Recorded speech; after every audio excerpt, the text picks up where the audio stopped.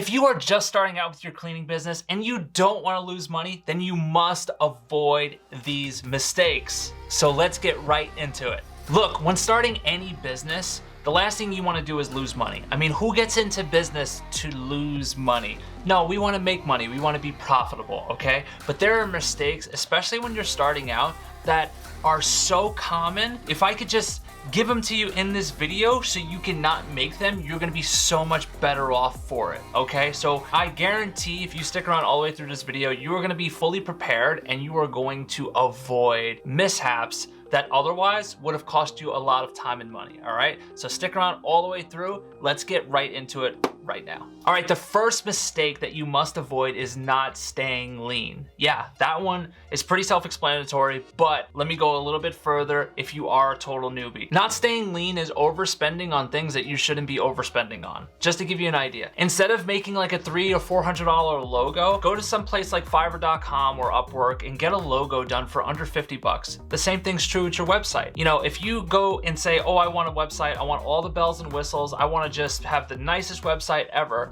why would you do that? You don't have clients yet. So why would you go spend $1,000, $2,000, $3,000 on a website? It doesn't make a lot of sense, okay? Same thing with business cards. Spending several $100s on a perfect business card design and then the cost of getting them all printed and shipped to your house, that is maddening. Don't do it, but it's okay because it's a common thing that we feel. We all go through that when we're like, we have to keep up with everybody else. That is not the way to do it. There are way better places to put your money, but staying lean up front is going to protect you, okay? Save that money for the things that are more impactful for your business. More on that later. But things like your brand, even the ways of reaching out to clients, you can keep these things very, very cost efficient. So avoid that mistake. Do not spend thousands of dollars on a brand. That is not the way to do it, okay? Now, you make that good logo as good as you can for like 50 bucks, and then guess what? In a year or two, if you wanna make an upgrade, it's a simple rebrand, okay? But at least at that point, you have all the money you need to do it, and your business is paying for it, not you, okay? Keep that mindset with all of that, and you are gonna be off to a great start. Let's get to mistake number 2. Okay, mistake number 2 that you need to avoid is wrong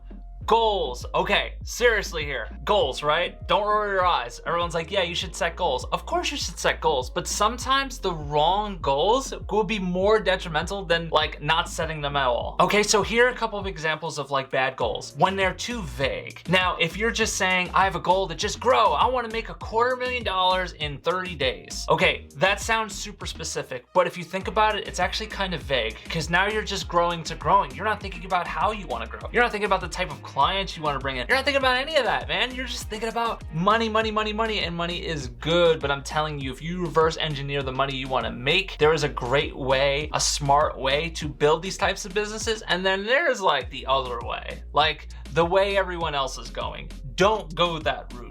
Be more specific with your goals, okay? Because it matters. So instead of goals like that, make a goal like, I want to hit $100,000 in recurring revenue for my company within 4 months. But not just that, take it a step further.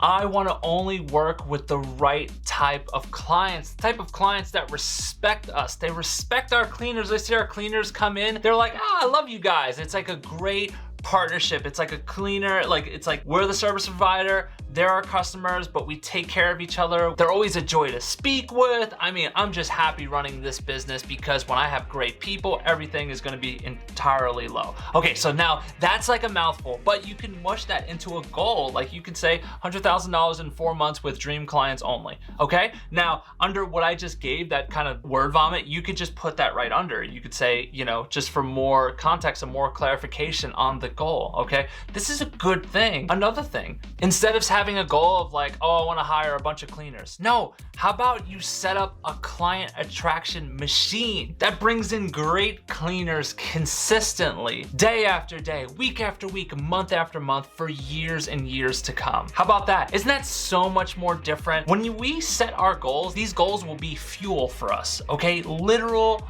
entrepreneurial fuel for a business owner, okay? You need that fuel, okay? And it's not hidden with like just motivational quotes. No, it's goals. These goals are going to drive us. So set specific goals, but also specific goals that get you excited. Also very important. Okay, the next mistake that all cleaning business owners, newbies, please listen. Do not make this mistake. Do not be the jack of all trades company, okay? What does that mean? In the beginning, there's this temptation and you must avoid it, okay? There's this temptation to be everything, you know, to not only offer cleaning services, but offer carpet care or offer landscaping or window washing, all of these other things. You're just adding resistance and complication, okay? Be a cleaning company when you're starting out. Even if you know how to strip and wax, don't offer that right now because all you're doing is creating a logistical nightmare. Now, I know, there's part of you that's like, no, I know how to do this stuff already. I know, but you just master the cleaning first. Once you have happy